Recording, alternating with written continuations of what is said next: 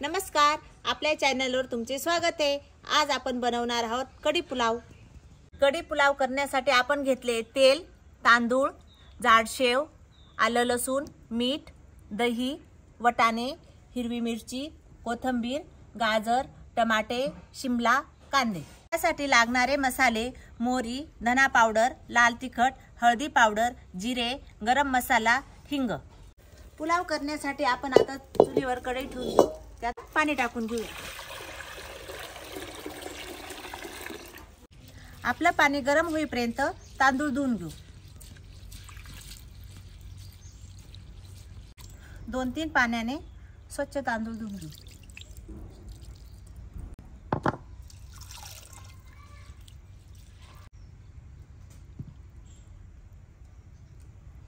आपलं पाणी गरम झाले, त्यात आपण मीठ टाकून घेऊ, थोडंसं तेल। आपण आता तांदूळ टाकून घेऊ। तांदूळ मोकळं होण्यासाठी आपण तेल टाकून घेतले, कारण तांदूळाचा एक एक दाणा आपल्याला सुटसुटीत करायचा आहे।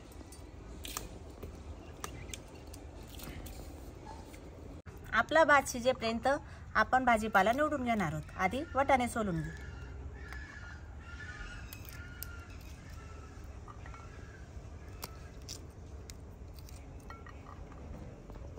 आता कांदा लांब लांब कापून घेणार आहोत।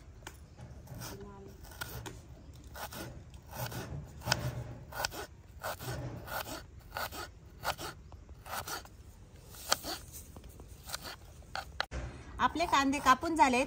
आता आपण शिमला मिरची कापून घेणार आहोत। शिमला मिरची पण लांब लांब कापणार आहोत। तुम्ही तुमच्या आवडीनुसार कापू शकता।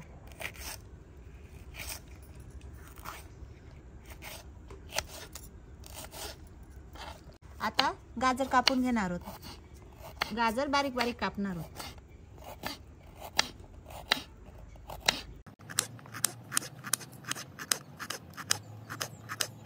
आता टमाट्याचे पण बारीक काप करून घेणार आहोत।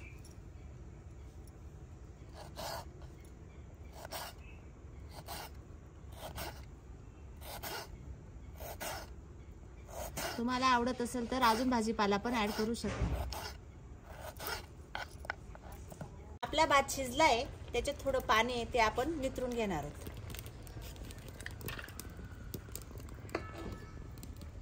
कारण भात थोडासा कच्चाच ठेवायचा आहे, कारण आपल्याला भाजीपाला टाकून परत परतवायचं आहे।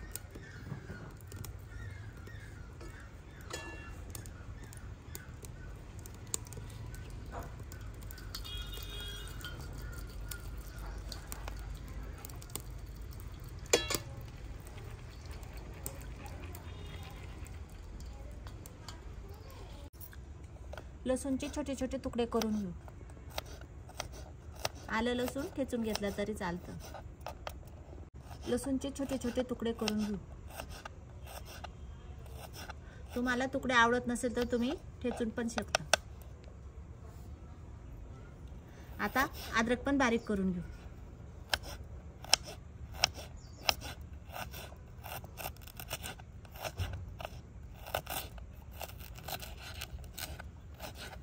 कोथिंबीर बारीक कापून घेऊ।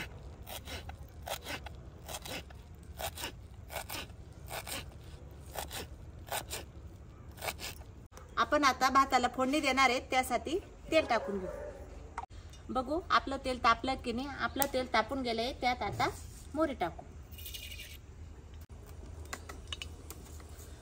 मोहरी तडतड वाजायला लागली, त्यात जिरे टाकू।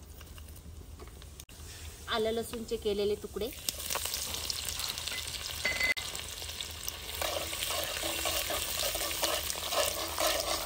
कट केलेल्या भाज्यांच्या आधी आपण कांदा टाकून घेऊ सुरुवातीला।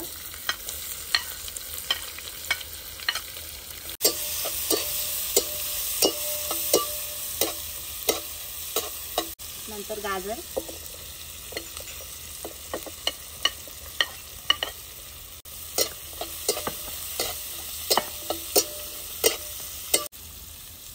शिमला,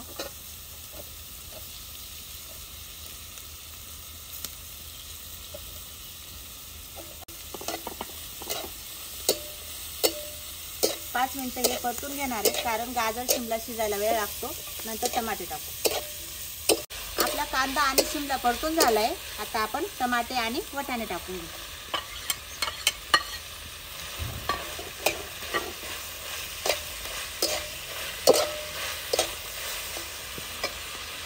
चवीनुसार मीठ, कारण आपण भातात मीठ टाकलंय त्याच्यामुळे थोडंच टाकणार आहे.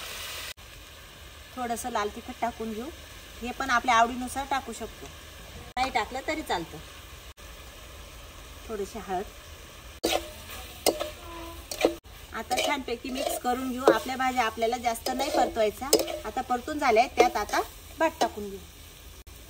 आपला भात बघा किती एक एक मोकळा झालाय.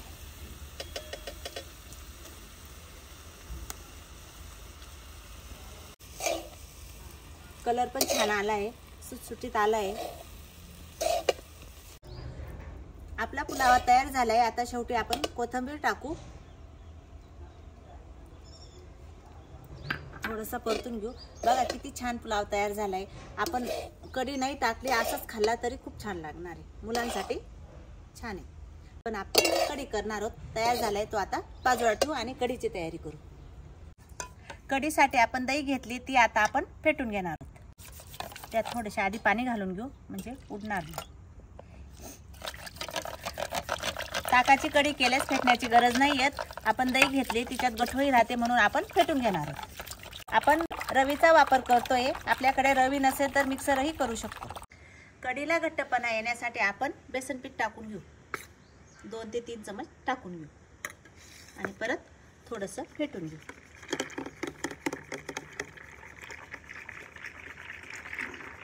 आपण आलं, लसूण, हिरवी मिरची बारीक करून घेऊ.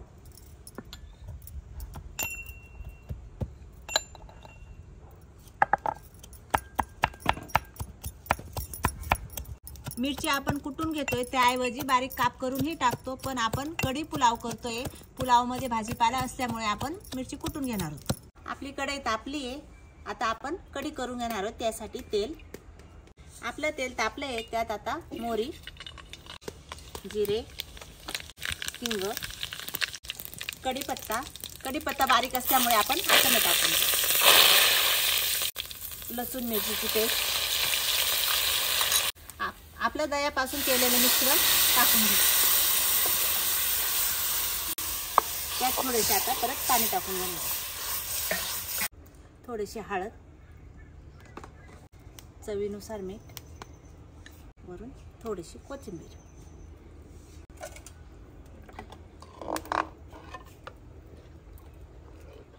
आपली कढी तयार झाली.